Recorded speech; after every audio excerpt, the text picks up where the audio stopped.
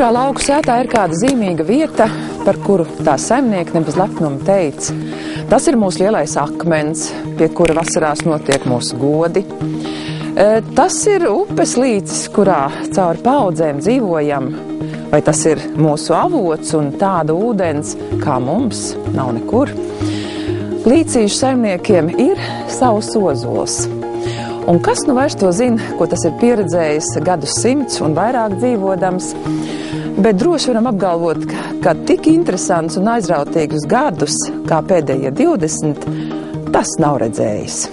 Mēs atnācām, mantojām šeit zemi vecā tēva, ja, un tad mums nekas mums nebija. Nu, no pilsētas šķirušies tādi pilsētnieki, visi faktiski kaut kur, ja, tādi visus tos gadus bijām jaunieši dzīvojuši. Un tad nospriedām, ka to pienu pirkt pie kaimiņiem, tos 3 litriņus varbūt kaut kā paši var, bet govi, nē, man tā māk govs laukt, bet es domāju, govs, nē, tas nav man. Jā, tie ir lauki, tie ir drumie lauki, un es tā galīgi govi, nē. Nu, tad meitai ir alerģija, jā, jaunākai, un radās tā doma, ka vajadzētu tieši padomāt par to. Kazam sākam interesēties, jā, kazas piens ir veselīgs, tieši alerģija ārstē kuņģiniekiem ļoti labi. Man vīram bija slikti ar kuņģi, viņš bija slimnīcā vairākas reizes. Tas, laikam, bija tomēr tas veselības jautājums, kad, paņemsim to kaziņu. Vienu kaziņu tomēr būs ko mīlētais laukos, jau te jau nav tāda problēma, tāds viens lopiņš. Cik jūsu saimniecībā tagad ir? Kā jūs sakat, parasti 1, 2, 3, 4 daudz? Tā ir skaits 1, 2, 3, 4, daudz. Tālāk nav ko skaitīt. Jūs iet ganos, ja? Jā, ganos, jo mežā tiešām viņas nemaz nevar tik viegli saskaitīt. Kā jūs vispār viņas mežā varat noturēt? Bet viņas jau ļoti draudzīgas, viņas jau nāk pakaļ. Tu pasauc kazi un viņas nāk skriešiem vien. Mazās var iet ganos, tu arī ganos? Jā. Un tagad tu esi liela un vesela, ja? Kad tu biji maziņa, tad tev bija tās pumpes, ja? Nē, vēl ir tās pumpes. Bet tu esi liela tagad vai jau vēl maziņa? Liela. Pumpa man vairs nav. Pienu es dzeru, bišķi mazāk, bet arī dzeru daudz. Kā tev līcīšos patīk un kas te ir tas viss jaukākais?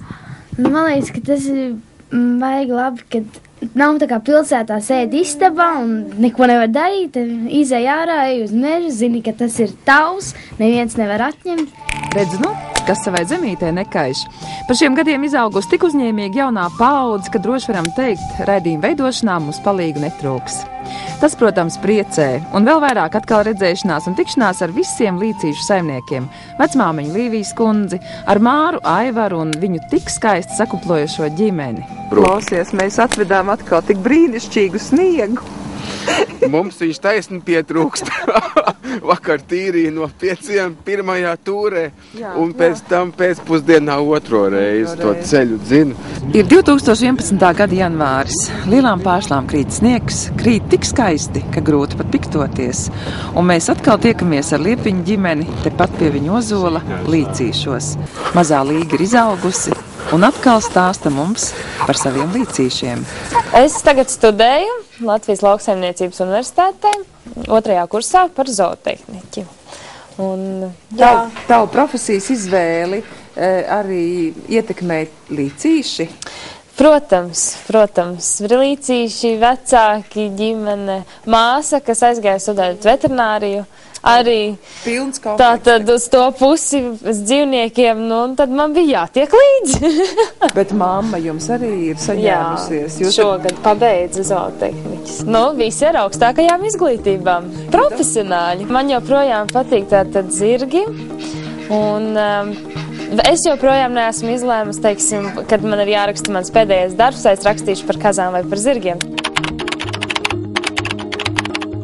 Šobrīd mēs esam izauguši jau, mums ir ap 100 kazām, un mums ir tātad piena cehs liels, kur mēs iepērkam pieniņu, un mēs nevaram nodrošināt paši šobrīd vēl tik daudz.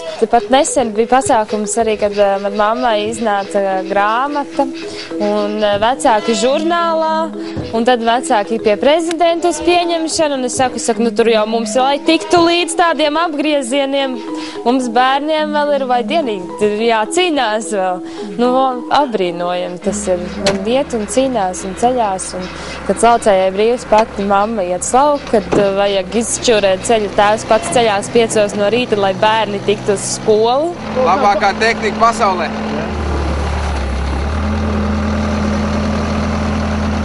It kā pa metram sākām izplēst, vēl 2 vietiņu, un mēs tam ielikuši tur tagad 35, un mēs brīnamies paši pa sevi, ja, kā mums tur tas viss ir iekšā.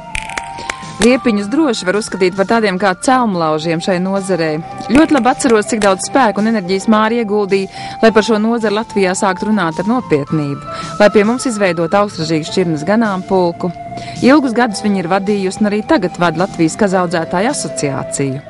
Aivar, cik es esmu dzirdējis, tad uz jūsu saimniecību pienu ved no vairākām citām saimniecībām, un te iet vaļā ne tikai tā kazu audzēšanas, laukšana, bet te iet vaļā nopietnas lietas. Jūs ražojat sierus, kurus pazīstajat visā Latvijā. Izstāstiet par šo jomu. Es sierus pazīstu visā Latvijā arī tāpēc, ka Rīmī veikalos ir. Pat Rīmī veikalos. Kas ir pa Latviju apkārt. Bet jūs ganāmpulks jau nenodrošina to pienu daudzumu. Nepietiek jau, un tāpēc man arī ir sadarbība, kas man pārdod savu pieniņu. Ir Malpils, ir Rādaži, ir Saldus, Talsi. Tā jūs braukājat šos ceļus pats, un ir gan jums Māra uzņēmīgs tas vīrs, ko? Jā, viņš ir ļoti uzņēmīgs. Es jau teicu, ar viņu kaut uz pasaules malu. Tā, daudz brīnās, ka mēs te mežā un kā ir.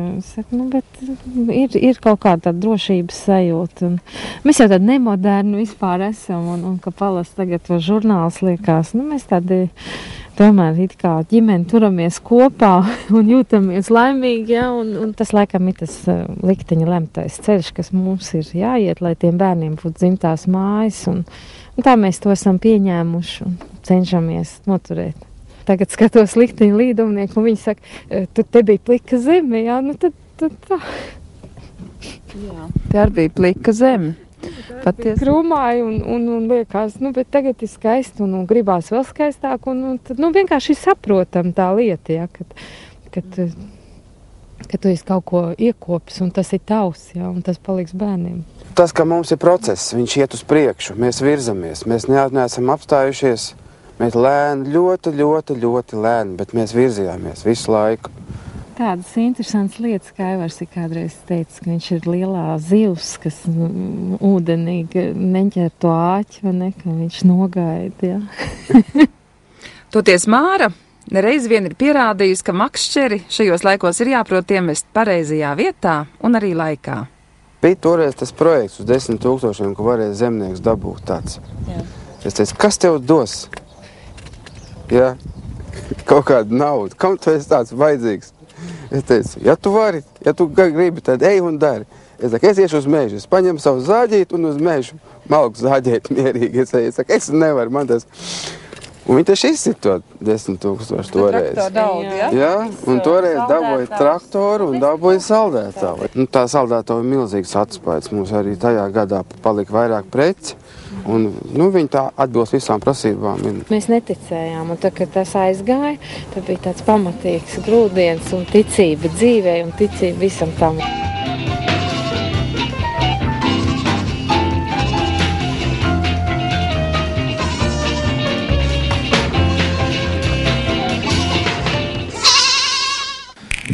Mūsu saimniecībā bija pārbaudījums manas meitas vīram. Ziniet, ko es gribētu ar jums parunāties mierīgi. Es palikšu bez meitē, jo visu laiku man raust.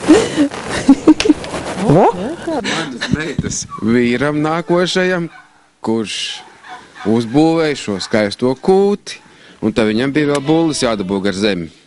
Jāaiziet, bija nepajokam vispār uzdevumu. Jā, tā dabūja bulli gar zemi, tā meita dabūja.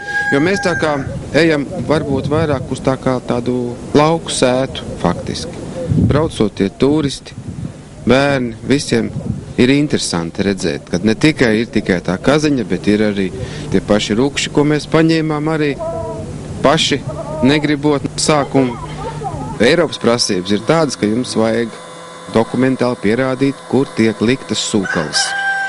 Sūkalas, ja jūs gadījumā viņas izliesiet zemē, jūs izdarīsiet ļoti lielu ļaunumu dabā, jūs piesārņosiet zemi. Un tā tālāk. Zinām tās regulas. Tad tās sūkalas mums rukši apēd, un kā es viņus saucu, cūks par utilizatoriem. Viņi mums utilizē sūkalas. Cik veiksmīgi. Jā, un tā mums tie utilizatori katru gadu strādā dūšīgi, un mums ir gaļa tāda, kas ir pagaršojuši, saka, perfekti. Mēs esam bioloģiskā saimniecība, un mēs no kurš katra saimniecība nevaram iepirkt pienu, jo Latvijā viņas ir maz, un tā kā mēs jau atbalstu saņēmam arī reāli kā bioloģiskie pārstrādātāji, ja. Bet tā starpība starp bioloģisko un nebioloģisko, ja paņem beigās to cenu, tur praktiski viņas tikpat kā nav. Pienam mums ir zaļā karotīte, un es domāju, ka tas ir atkal tāds jauns pavērsiens un būs šogad tirgū. Nu, redzēs, kā novērtēs pircējs, jo tieši tā viss nosaka pircējs, un tā tas ir. Bet patiesību sakot, cepuri nost, jo jūs bijāt vieni no pirmajiem zemniekiem, kas vispār tika šajā lielajā veikala ķēdē, veikala apritē. Rimī, jūsu produkcija, man liekas, nonāca vieniem no pirmajiem. Mēs tirgojām savu pienu Burciņā universāla veikalā Centrs, kad vēl nebija Rimī, kad viņš jau nebija nopirkts. Paši braucāt? Pats vedi, jā. Kanniņām ar tā kā es braucu uz darbu toreiz, no rīta Burciņās salē, vāciņš plasmas virsū un uz universālu veikalu, jā, aizvedu un tur to pieniņu arī tur tirgoju. Un tad, kad nopirka toreiz Rimī, universālu veikalu, Doli, tur spridzināja, Purciems, jā, visi tie jaunie veikali, un tā viņa aizgāja Rimītiņu. Bet par kazas piena vērtīgajām īpašībām Māra varētu stāstīt stundām ilgi. Šo produktu viņi ir izpētījuši no viena gala līdz otram. Savas gudrības paužot arī Ina Seglītes nesen izdotajā gudru padomu pilnajā grāmatā Labai dzīvošanai. Un viena no atziņām skan sekojoši: ja katrs cilvēks aprūpētu 2 kazas un 5 bišu saimes, tad viņš mundrs un veselīgs nodzīvotu vismaz līdz 100 gadiem. Esmu pārliecināta, kazas atšķir ārstniecības augus. Iespējams, viņas kā bites iztālēm jūt nektāru, tā saka Māra. Par savām kazām saimnieki tur rūpi un gādā no sirds, izmantodam arī Eiropas iespējas. Visiem Eiropas standartiem, jā, un ir nodot, un ir naudiņu samaksāt 100% atpakaļ. Tas tāpēc, ka mēs esam tuvu Rīgai, tad mēs bijām tai zonā. Viņi pilnībā atbalstīja mēslu krātu uz būvnieci. Un tad jūs būvnieci. esat tās Eiropas naudas tīri labi ielikuši vispār kopā. Ir, jā. Mums faktiski pirmajiem bija slaukšanas aparāts Latvijā. Toreiz mēs, man liekas, Rēzeknes slaukšanas aparātīši uz 2, uz 1 bija no sākuma, pēc tam uz 2 uztaisīja mums. Tas jau bija, Tu man vienā intervijā teici godīgi, acīs skatīdamās, es ar savu vīru uz pasaules malu varētu iet. Tā jau arī, es nezinu, es varbūt laukos esmu uzaugusi, mēs svitenē, tur, es nezinu, vecā tēvs, vecā māte, man liekas tā bērnība, tā kā es gribēju, es sevi varam teikt, iesim uz laukiem dēļ bērniem, lai izaudzinātu, stiprs cilvēks, un esat ar to izdarījuši? Man liekas, ka tagad es esmu lepna, es esmu ļoti lepna par saviem bērniem, un es domāju, ka ir tas, ko es gribēju, kāpēc es te nācu, ne jau dēļ sijā līcīši es te nācu. Es nācu uz tīru vidi, kurā pilsētā tas nebija iespējams, jo mums bija Rīgā Puškinielā dzīvoklis un tirgus, visu nauda, Aivars direktors varēja nopirkt, bet pietrūka kaut kas man likās, ka nav tā kā vajag. Un atnākot te, un nezinu, man liekas, ka ir tā kā jābūt, un viss ok, es nezinu. Toreiz pirms 20 gadiem, kad pavisam jaunā Liepiņa ģimene sāk saimniekot savā senču īpašumā, vienīgā patvēruma vieta, ja neskaita vagoniņu, viņiem bija šī pirtiņa. Gan toreiz, gan tagad savā šaurībā apbrīnojami, pārsteidzoši, omulīgi, ietilpīga. Ļoti daudz, kas ir sasniegts. Pats galvenais, ka mazbērni ir izauguši. Nāc ir klāt vēl viens bērniņš. Mēs esam tomēr sasnieguši arī, ja salīdzinā, kā mēs sākam ar sieru taisīt šai pašā pirtiņā Spainītī, kas vispār bija briesmīgi, un tagad jau tomēr mēs taisam viņu ražojam, un dēls ir pratis visu tik daudz veikals apgūt, tā kā mēs esam tomēr gājuši uz priekšu. Tā tas ir. Un Laura, kā Laura ir gājis par šiem 10 gadiem? Man laikam vissvarīgākais ir ģimene, saimniecība jau pat par sevi, vai ne? Nebūtu saimniecība, varbūt tas ir tā ģimene tik dikti neturētos kopā. Visi esam kļuvuši mīļāki un. Kā ir tik maz, pēkšņi tāds maz brālīts uzrodas? Es to uztveru ļoti pozitīvi. Bez brālis pat aplaudē. Jā. Ko tu, Laura, tagad dari? Es tagad mācos Latvijas Lauksaimniecības universitātē veterināru medicīnu. Šobrīd mācos 5. kursā, tas ir palicis vēl pusotras gads, un tad tā kā diploms rokā. Un te ir mainījies arī daudz kas cits dzīvē, ar ko mēs tev gribam, protams, apsveikt, bet izstāst pati. Jā, pagājušā gada 6. augustā apprecējos, tagad dzīvoju pilsētā.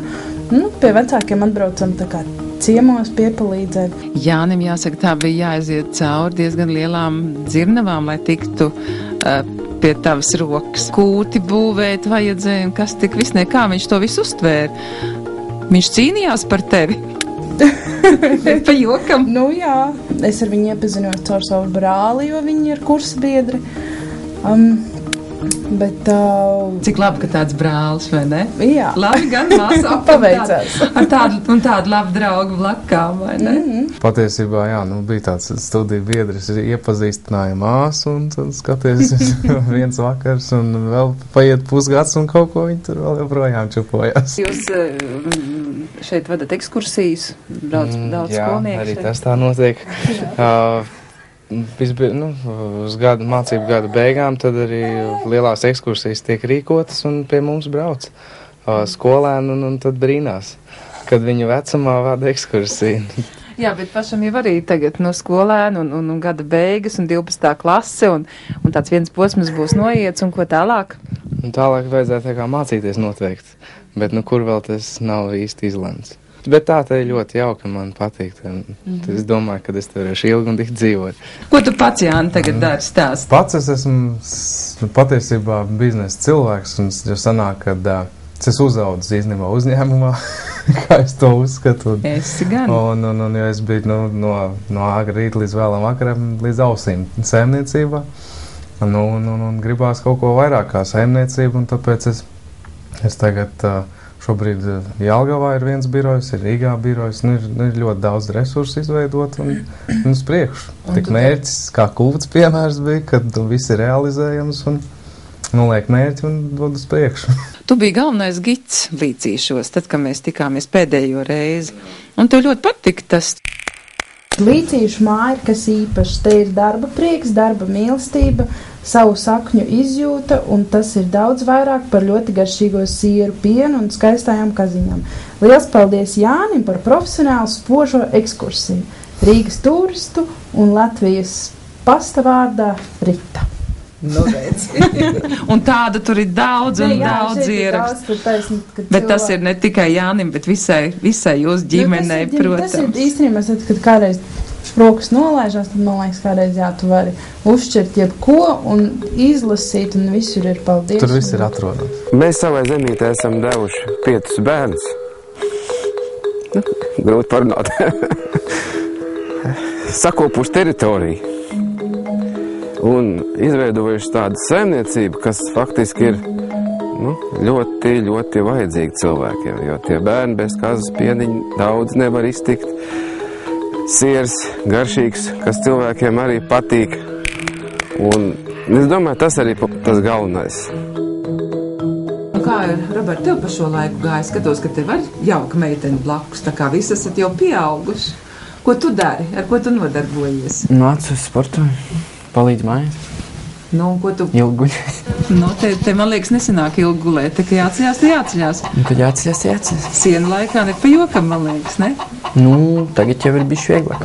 Tad mums attīstījies mazliet vairāk. Kāda ir tava profesija? Ja tu mācies? Pavārs. Mācos. Mācies par pavāru? Pitas patīk taisīt, brokas patīk draudzenei taisīt, visu kaut ko.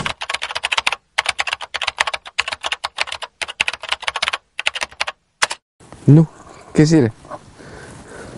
Pietiek? Barot, ko jums te? Te vēl bišķiņa. Nāku. Sveiks, Augusts Lietiņ, prieks iepazīties. Tev no atšķirībā no taviem brāļiem un māsām savu pirmo īsto pavasaru gaidot nav ne mazākās nojausmas, kas tavos Līcīšos, un šai pašā pirtiņā notika pirms 10 gadiem. August, tu gan neatceries, ka mēs te sēdējām pie šī galda? Tā varētu būt. Toreiz tu biji krietni mazāks nekā tagad. Kā tev patīk Līcīšos izstāsti? Nu, es jau vairāk priecājos, ka te ir tikai tāds liels plašums, un tad ziemā var izskrieties un tā. Un lāsta, kas saēsties, tu dūšīgi to darīši. Man ļoti patīk mūziku, un tad es arī tā kā to sportu kaut kādā veidā mēģinu attīstīt. Tā. Tas ļoti vispusīgs puisis. Jā, man arī tā mūzika patīk, un es tā vienmēr klausos visādus skaņdarbus, un tad arī man ielāk tāda ideja to, kā varētu to dziesmu pats uztaisīt, un tad arī es uztaisu kaut kādu dziesmu, to kādas dziesmu, kā varētu teikt, nošpikoju, un tad uzreiz kaut ko pielieku klāt savu.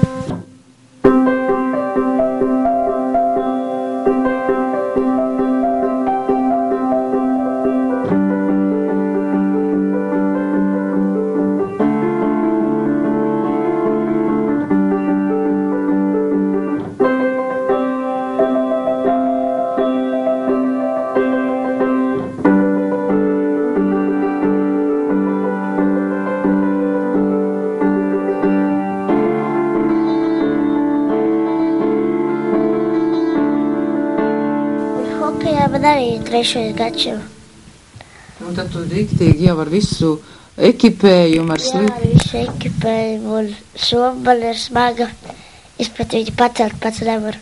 Tad tev teicis palīdz? Jā, teicis ir man nes to somu. Matemātika man patīk. Tad jau tā mūzika, sports, matemātika. Tev pietiek visam laiku, un tev tie uzdevumi viegli rēķināt? Tā cenšos, bet bieži arī ir, kad kaut ko nepaspēju, un tad tā. Nu, viss jau nevar paspēt šai dzīvē, vai ne? Mēs ceļojamies agri, un mums pat ir bijis, kad mēs guļam, piemēram, 6 vai svētdienas rīts, un pēkšņi kāds mamma vai tētis pļauj cūks ārā, un jāiet ķert 8 no rīta. Es tā domāju, ka ļoti liels nopelns šeit ir manai Badeklē. Jo viņi ir tā, kas viss kvāts kopā un kas tiešām ļoti pareizi dara, ļoti pareizi rīkojās ar bērniem. Un dēls arī, viņš ļoti pareizi bērnus audzinā. Es varbūt savā laikā tā nepratu nedarīju, kā viņš to dara. Un es priecājos. Tādu dēlu izaudzināt. Nu, tur taču arī vajadzēja mācīt. Vajadzēja jau, jā, bet tā kā viņš bērniem rīkojās, man prieks. Kad bija mazāk, viņi tad viss strādāja, pianistabā viss strādāja, un dārzā strādāja. Nu, visus tos darbus, lauku darbus darīja. Un mēs šodien sēdēdam pie šī galda sapratām, ka jūsu lielais galds pamazām sāk kļūt par mazu. Jā. Cik daudz šeit pie tā galda ir? Cik jūs paši esat tagad jāskait kopā? Nu, mēs esam tā 8, ne vairāk, tā jau 10 šodien skaitīja. Mēs skaitījām visu, cik tā mēs esam, 10, sanāk daudz. Jā, nāk arī bērniem draugi. Jā, un tā kā būs mazie vēl. Tad arī šis gals būs par mazu. Mīlestība arī. Tas tāpat kā ugunskurs, ja to ugunskurām alkus pagalīt nepieliks, viņš jau nodasīs. Nu, nebūtu jau par skādi mums arī katram savā pavardā iemestu pagalītei, vai ne? Tas arī šovakar viss. Paldies, ka skatījāties. Tiksimies pēc 2 nedēļām. Lai jums balta svētdiena, jūsu Daina.